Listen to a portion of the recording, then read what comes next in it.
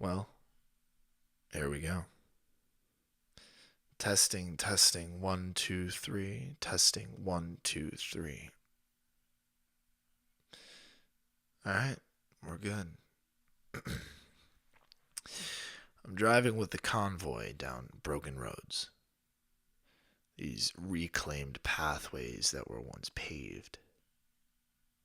It's funny how, in less than a year, nature decided to take back what was hers. Sometimes the roads are more dangerous than what's actually out there. Yeah, the roads are covered in bandits and wild animals who will attack your car just because you're inside of it. But the roads themselves, there could be a sinkhole waiting to open up beneath you or a fissure that you just can't see until it's too late. Most vehicles don't last long out here. It's funny how right before the fall they said the new cars were more reliable, smarter, because they could compensate for terrain changes and they had computer chips that regulated the gas for better gas. Then the end of, well, the world came and showed everyone how smart these cars really were. I drive a 71 Dodge Coronet. She took some time to get running, finding the parts and all, which were actually easier to come by than the newer vehicles. But now this baby tools along like nobody's business. She's taken me on road, off road. Hell, she's gotten me away from more bandits than I can count. She guzzles a little bit of gas, but that's why you come prepared, right? We're headed west. When the fall came, Richmond took a hard hit. There were so many people that supplies lasted about 3 weeks unless you had stocked up. And the mortality rate dropped. Because when food got scarce and the law went out the window, crime ensued. Nobody cared. Nobody appreciated human life. Hell, I don't appreciate human life. Things are different now. Very different. So, back to where I was. We started in Richmond, linked up with a handful of people who were willing to make the trip, or at least willing to get the hell out of Dodge. We formed a convoy. Once everyone was ready to go, half of us went to Jacob's house. Jacob was an old school buddy. The other half came with me. We hit the road with 12 vehicles. 12. It seems like such a big number now. We're down to 6. Bandits jacked one. 2 of them broke down. There's those damn computers for you. And 2 more were abandoned in a chaotic retreat when our camp was attacked one night. And one of them, of course, fell in a sinkhole. It wasn't the first time that I'd seen that, but it was a little shocking. The sinkhole just opened up. So many vehicles showed up at our houses that we took the next month to train those who didn't have firearms experience, hand-to-hand experience, or basic survival skills.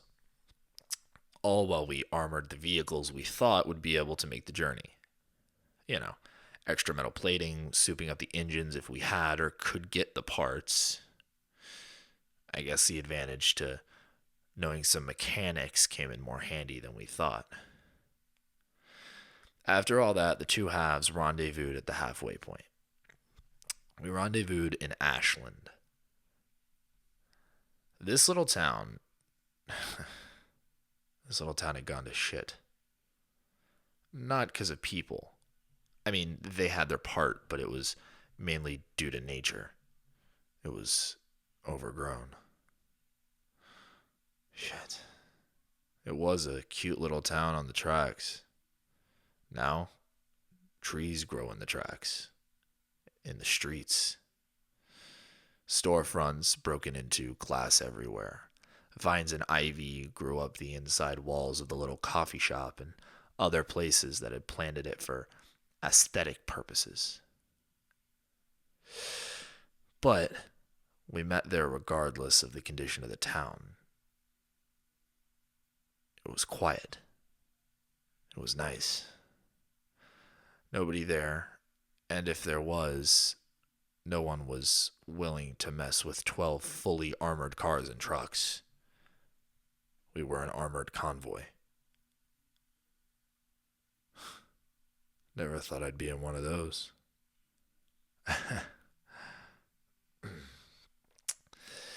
Anyway, we jumped on the highway, which we thought was a good idea, but turns out, a lot more people jumped on 95 than, for some strange reason, we expected. We drove in the emergency lane the most. I had to do some off-road, almost got one of our trucks stuck. And it was there we traded in somebody's, what was it? It was like a Prius. Something like a Prius, some little smart car. Didn't go worth a shit. We found a convoy of Humvees, and one of them had enough diesel in it to run. So we took it. A Prius for a Humvee. That took point. Lucky for us, 2 of the soldiers had been killed in their Humvees. Now, normally that would have been sad, but the idiot that killed them left all their equipment. The weapon crates in the back were loaded with ammo, magazines, and 2 M4s. It was a decent find. I took one, Jacob took the other. I should probably specify that there's 2 Jacobs. We have one that goes by the name the Chancellor. We call him that because we figured if we ever decided to set up any kind of town or government, he'd be the guy to take charge. The Chancellor. That sounds so imperialistic. But then there's the other Jacob.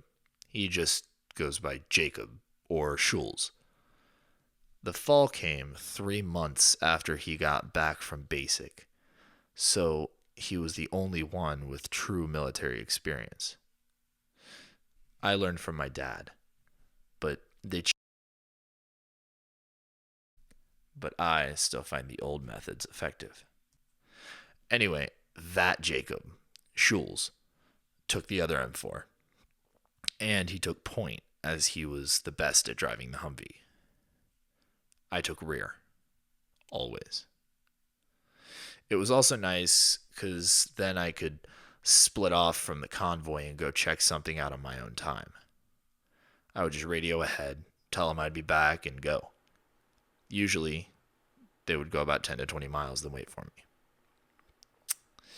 One time, the old Chancellor wasn't too happy. I took 2 days to go investigate what seems to have been a truck stop. But as there were some inhabitants that I didn't feel like getting in a fight with, it took me 2 days to get in and out. But I walked out of there with a military duffel bag filled with canned goods, hygiene supplies, and a few miscellaneous bits of clothing. And a handful of knives. Gotta love truck stops. Still surprised those were left, though. Guess nobody liked M-Tech anyway.